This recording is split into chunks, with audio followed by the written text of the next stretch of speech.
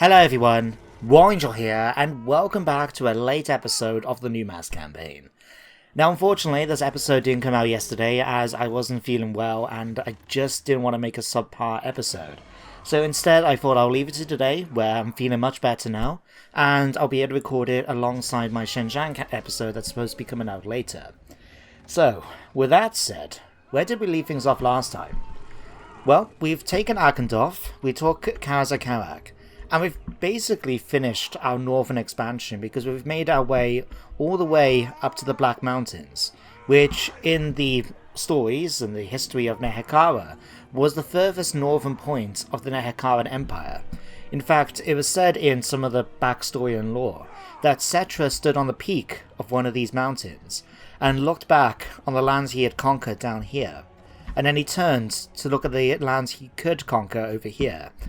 And he screamed in anger and raged because he knew that even if he lived for another 100 years, and by this point he was in his early 40s anyway, but he was starting to feel that tinge of old age, and he realized even if he lived for an extra 100, he wouldn't be able to finish conquering all the realms he would like to do.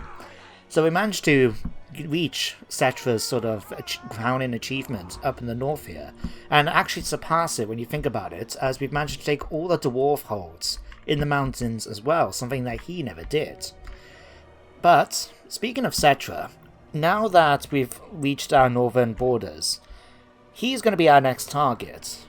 But before we actually declare war on him, there's a couple of things we need to do. The most immediate thing being that we need to, as you can see, relieve the siege at Akendorf, as this Norscan army of the Bajorlins, has come to attack King Rakash. Now, if I remember rightly, the armies are pretty easy to defeat, so let's just send his army straight out with a garrison. There we go, nice and easy about... I'll wait for resolve. There we go. Let's go for the extra money, because we might need it for what I want to do next. Well, after we've defeated them, because we've defeated this army, but there was another one somewhere around here, wasn't there? Ah, here they are, down near Matorka, and it looks like we can actually reach them. Huh, I keep forgetting about that extra campaign movement bonus we get for choosing that post-battle option. So in that case, come down here and fight Torfig Knudsen. Now, I don't know if he's going to stay, because we do have reinforcements coming in from the garrison of Matorka, but if he's willing to stay and fight, this will probably be another easy fight. And he is, and it is. Okay, let's just do that again. Let's choose that again. Right, can we chase him down and kill him off? No. Oh. That's actually a little disappointing, but it's okay. We'll bring them back to Matorka, where he can get some extra replenishment, and then we'll go and chase him down and kill him off in the following turn. But now that we've done that, the next goal, and the reason why we need all this money, is because what was pointed out in the comments of the last episode by Drake and Materium was that if I'm going to go to war against Khemri, I have to be careful of their allies, because checking it out, Khemri, if I pop into the diplomacy screen as well, I was hoping to shortcut that, but I realised that's my territory. As you can see, they're actually allied with both Aguilon and Vigilant, which is a bit of a problem. Vigilant owns all this territory up here, including the how do you pronounce that? Karak-Asgahar, that is quite within range of Matorka. But most importantly, we've got Aguilon, and Mendurfu and his army are standing right outside of Barak Var, which we bought off them in the last episode. So what I would like to try and do is spend a bit of cash just to break up those alliances, if possible. If they don't want to, then we're going to have to try and fight them when we actually declare war. So let's just pop on here a moment. Now, I'm not going to go and speak to Khemri about this, even though they probably like us a fair bit, simply because I don't want to give them a lot of money. So if we go to Vigilant first of all, you're pretty okay with this. Same reason that Cetra has apparently allied with you. Let's break your military alliance with Khemri. And let's say we were going to do it for all the money that I got in my treasury, right? Oops, that's not all the money. That is. You're not willing. Okay. Just in case they're going to come back to me with a different offer. But what about Aguilon? because we're pretty friendly with Agrelon as well. So let's have a chat with them. And yeah, they're actually willing to become defensive allies and military allies too. That might work. Let me just check this. Break your alliance with Khemri. We'll offer you a defensive alliance instead, and I'll pay you everything that I got in my treasury at this point. I mean, that's a fair sum of money. No. But they're willing to consider a defensive alliance as long as we pay. So what, let's just go for that. There we go. Obviously, that's not going to be as strong a relationship as a military alliance. We may have a word with them. In fact, can we expand that? There we go. That worked. Don't know how effective it's going to be when it comes to eventually fighting them. We may have to just break our alliance with them. But for the moment at least, it might improve our relations with them. So when we declare war on Khemri, they may hesitate to join on their side. But we'll wait and see. Just in case though, a backup we could do is if we take Khalida. Because I'm going to have to take a few turns, I think, before we declare war. Because, remember, we can now get those constructs. We can get Hero Titans, War Sphinxes, Necro Sphinxes. And I want to put at least a couple of them in each of the armies. But I don't know how many turns it's going to take through global recruitment. So what we can do is let Khalida come up here for the minute. So she's going to be in a garrison settlement at least. And that should give her access to global recruitment, so we can have a quick look at it in a bit. First of all, though, let's just continue moving the armies, because apart from Tutankhanut, here we go, Agatep is actually able to check it out. So let's come on to here. Come to the Pools of Despair, my good sir. And let's have a look-see. Let's get rid of you, because we don't really need a unit of skeleton horsemen. In fact, I would like to give him more chariots, if I'm honest. In fact, I'll tell you what, actually. Get rid of the Tomb Scorpion as well. So we can get some cooler constructs and get another unit of chariots, I'm thinking. Yeah, let's do that. So we pop on here. What do we have? Where are they? Ah, here. Crap. Okay. So Necro Sphinx is a rare option. War Sphinx is a special option. And it's going to take 3 turns, which means for global recruitment, it's... crap, 6 turns. Okay, this might be a bit of a problem. It means we're not going to declare war for at least 6 turns when you consider my northern armies. I mean, I could choose not to give them these constructs, but I kind of need to, not just for making battles a bit easier, but also towards our victory conditions. I'll tell you what, let's grab 2 of you, then... and let's get rid of 1 of you, because I would like to have a bit of a harder hitting force with the chariots. So, can we give you any chariots, or do we going to have to rely on global? I think we're going to have to rely on global here, aren't we? Oh, I would love to give you that, but it's going to take 4 turns. Nah, let's just give you 1 unit there. There we go. So, Agatep is sorted. Ark and the Black. Well, I kind of want you to come back to help the war against Khemri when we declare it. But if Agrelon's going to get involved, I want to make sure that Sartosa is going to be held. So let's grab here. Let's dismantle... actually, do I want to dismantle that? I think we do have other wine resources. Because otherwise, do I want to get rid of any of these other ones? Nah, let's get rid of this. And we'll build up defenses. While we're doing that then, Arkan can make his way over. In fact, we could stop by here. Now, there was a pirate army somewhere around here, wasn't there? We've got Petoni up there. Ah, here. Can you... no, you can't. Right. Let's have you come down and investigate the felled cargo. We'll probably have to fight a battle for this. Yeah. Let's do that. That's pretty easy. Just ought to resolve this. Let's go for the extra movements. There we go, lost cargo. Plus 30 growth and plus 10% income. That's a really good bonus. Wow.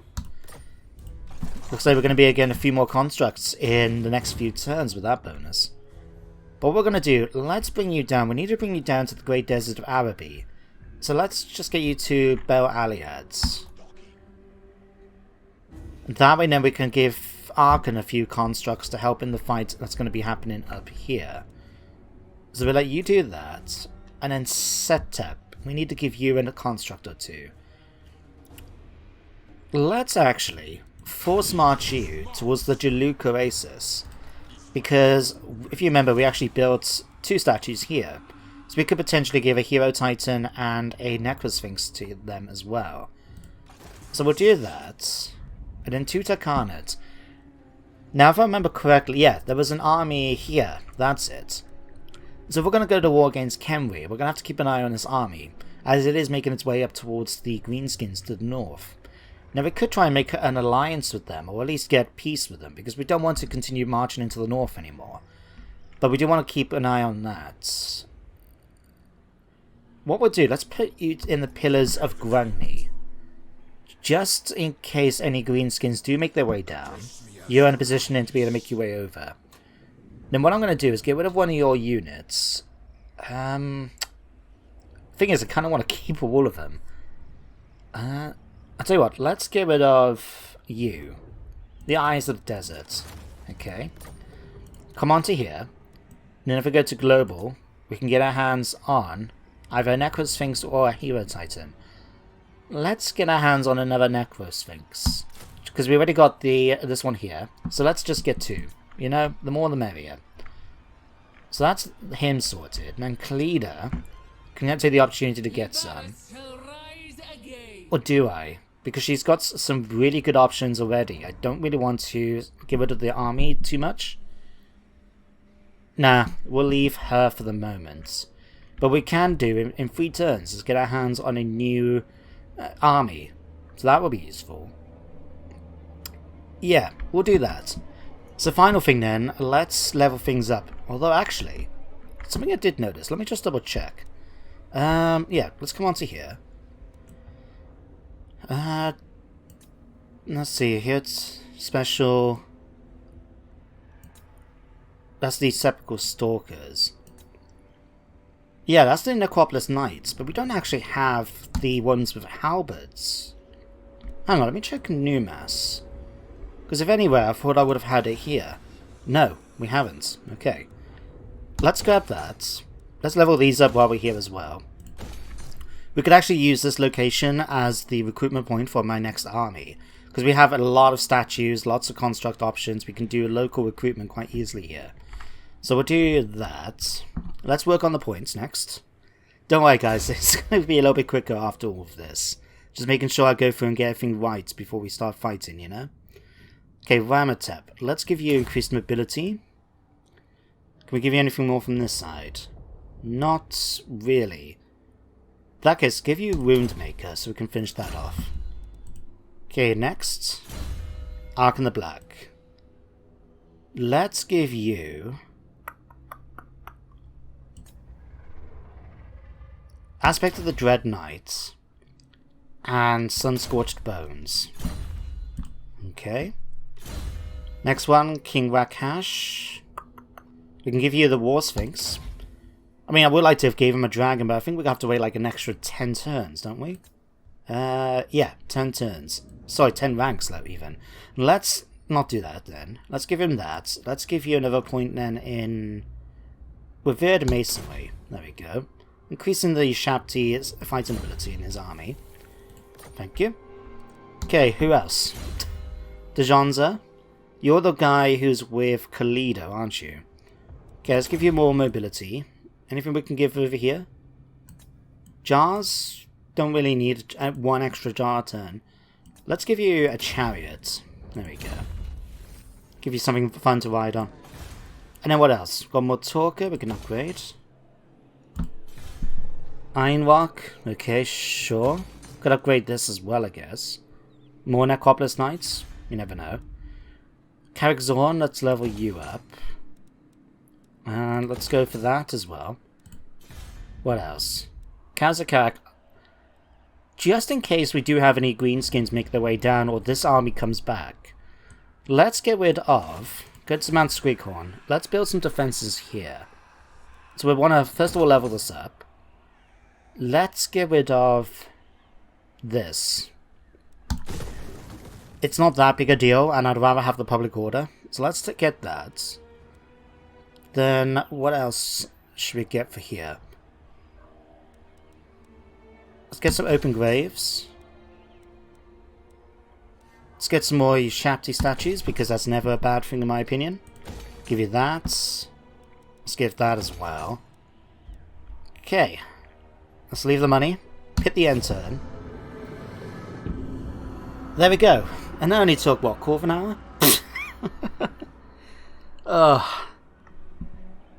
Maybe I'm the only one. After I don't feel well for a bit, you get a sort of euphoric, you just feel a bit silly, I find. So you have to bear that in mind for me right now. But, yeah. So the problem we're going to have, basically, is we're going to have to wait another 5 turns after this end turn phase to actually finish off getting those constructs. So what I'm going to do then is in the next episode, we'll declare war on Khemri. Fingers crossed it's not going to be a long campaign against them, because I haven't seen many of their armies apart from this one that's been making its way up to the north here. That does mean that if they do have any, it's obviously going to be in their territory. So we're going to have to keep an eye out for them.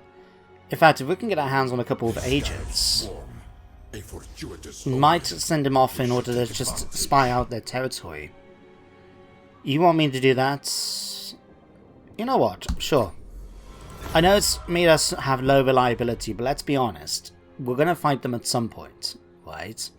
So our reliability is going to go down anyway, because I'm not optimistic when it comes to alliances in this game. But Viscilence seems to have got much weaker all of a sudden. Huh. No matter. Oh dear. Well, I'm just going to do this again. That was nice and easy. Let's take Endless March again.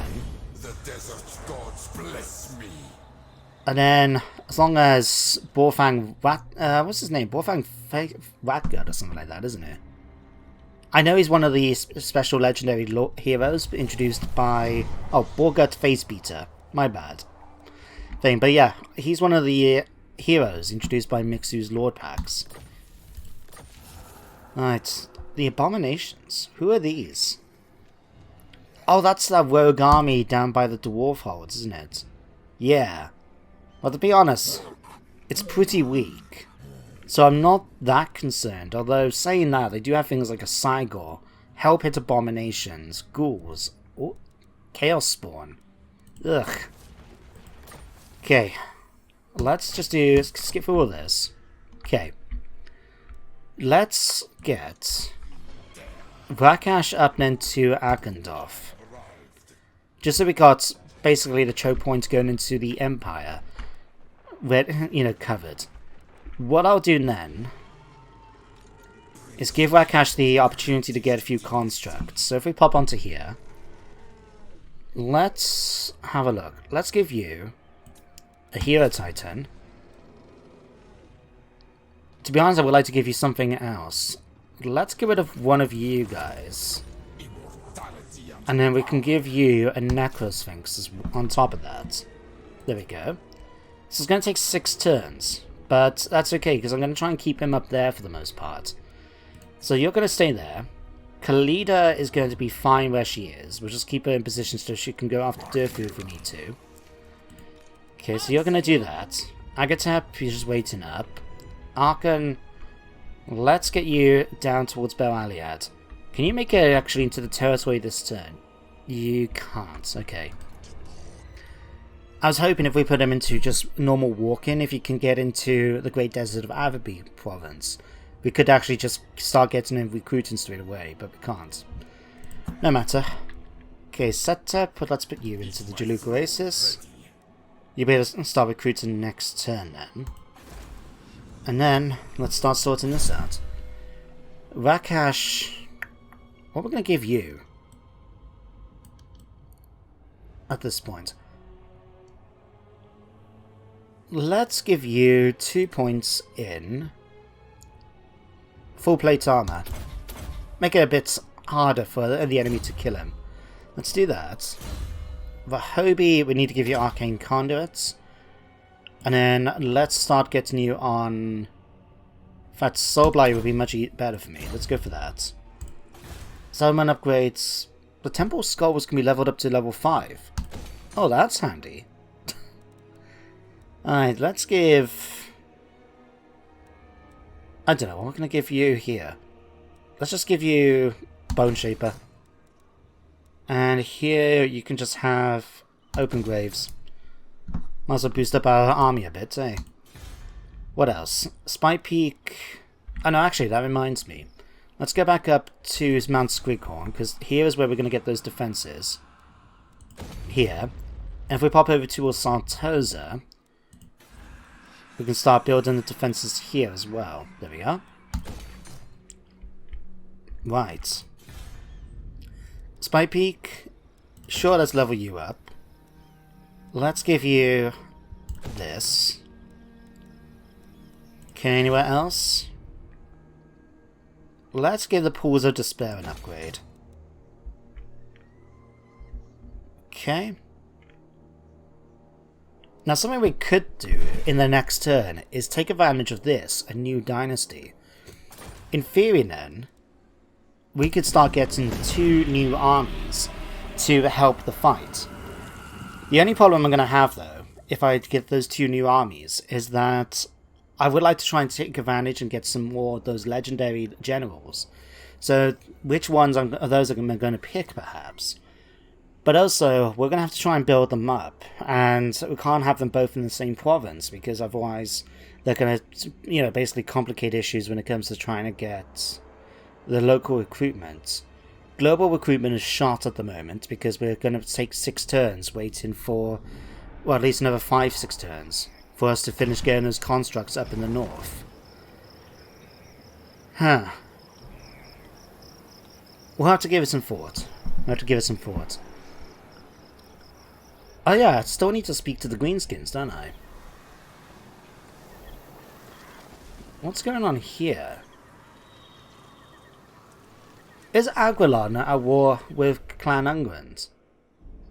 I don't know. That'd be interesting.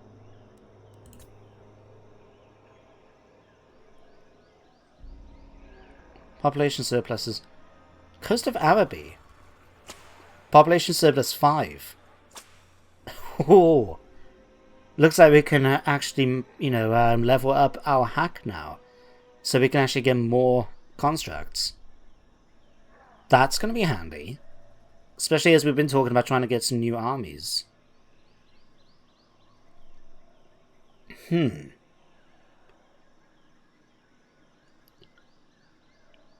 Okay, now what we'll do is we'll start recruiting a new army in Numas. So, oh, crap. That's not good. Lamia, Raiden, fine. Not too fast. 1 buttons. Okay. Put my camera back. Thank you very much. Okay, let's grab you. Spring you to here. First of all, let's sort you out. So, we're going to get rid of you. And let's give you a nice, shiny Necrosphinx of your own. So we'll give you that. Yunen. What can we give you? Oh no, I just realised. We're going to have to get rid of one of these then. Bugger. Because if we want to get a construct, we haven't got enough rare choices. Let's grab Yunen. Let's give you a Hero Titan and a unit of Necropolis Knights, just to make things a little bit speedier for you. So you can do that. Our hack could level up into tier 5. Right, you've got 1 more turn. Okay. Then, in that case, we've still got plenty of money to do this. Let's come onto the Mortuary Cult, awaken a new dynasty, so we can get ourselves a new army. And we should still have 318 of jars. Yeah, we're going to make plenty. We get, what, 50 a turn, it seems? That will work. Let's come to here then. Recruit Lord. Sumidas is going to be our typical commander. Unless we can get... Nope. Simidas, congratulations. You're going to be keeping an eye on the recruitment of this new army. What we're going to give them, though. Let's give it to those a minute.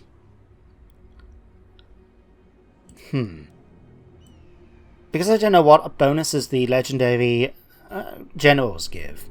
I'm going to be a bit uncertain about this, but we're going to go and do our best. Let's grab a unit of Tomb Guard. So that's that done. Oh no, actually, cancel that.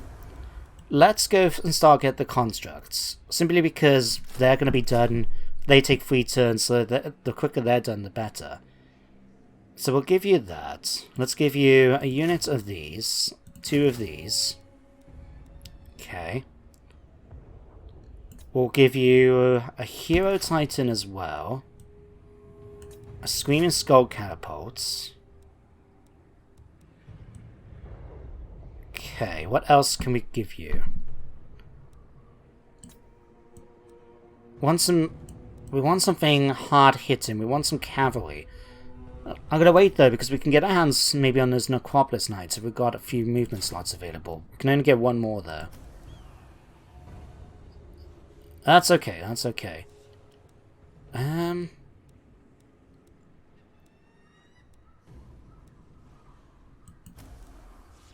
What's the difference? What's that extra little notch do? 1 second.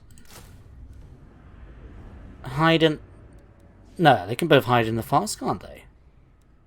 Oh, it's this thing, right. Charge defense gains large. Okay, let's keep that as it is, because if we're going to get constructs, I'm going to go and get the Necropolis Knights with halberds eventually. In that case, let's give you a couple of hordes to boost out the numbers a bit. Like that. We want some archers for you as well.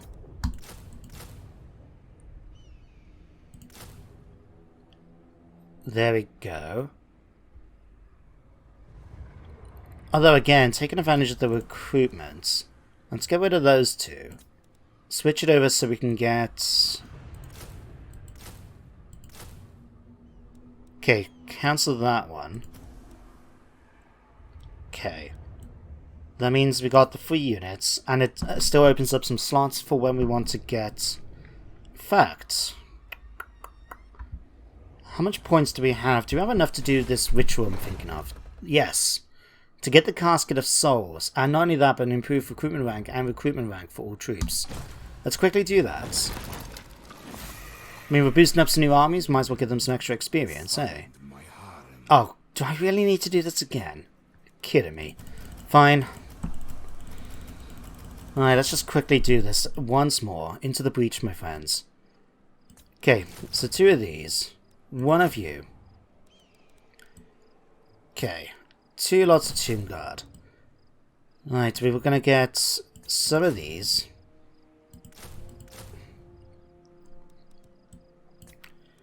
Okay, let's give you as well a unit of them.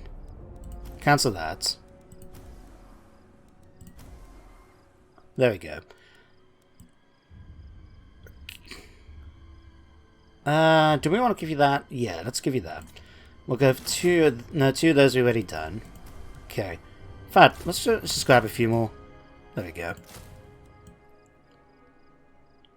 That should be more than enough specials then. Then we'll just go hordes. 2 of you. 2 of you. And then we'll come back and add a few more units. Probably a few chariots, I think, at this point. Chariot units... Yeah. Probably add a few chariots. Can we produce chariots here? We can.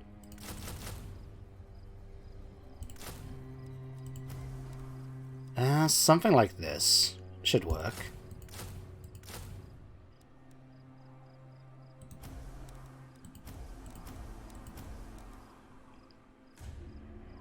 Yeah, keep it like it is for the minute. And just to help things out as well, because we can recruit a few more Leech Priests. We can even get our hands on new Shadow ones. This will be pretty cool. Strong, proficient caster. Let's go for Shehuti. And Artillery focus. Okay. There's something else we can do now. Oh, we can't because we used up all our special options? Yeah, we have. In that case, let's cancel that one. Give you the Casket of Souls. And then we can go and get something else instead. So how many archer units did I recruit? None. Okay.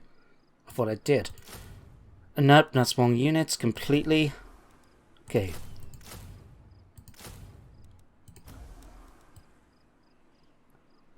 And one more. Okay, never mind. We'll sort that out. But anyway, we've now got Shehuti, or Dog Hooter. No, there's a story behind that. I'll probably cover in just a minute. Let's go at that. And upgrade Baragvar. We need to give you something. Maybe some more defenses. Okay. Ramatap. Let's give you a Kimium War Sphinx, because why not? And then let's give you Desert Strike. Okay. Shehuti, because we've got 12 experience. Okay. Let's give you that. That,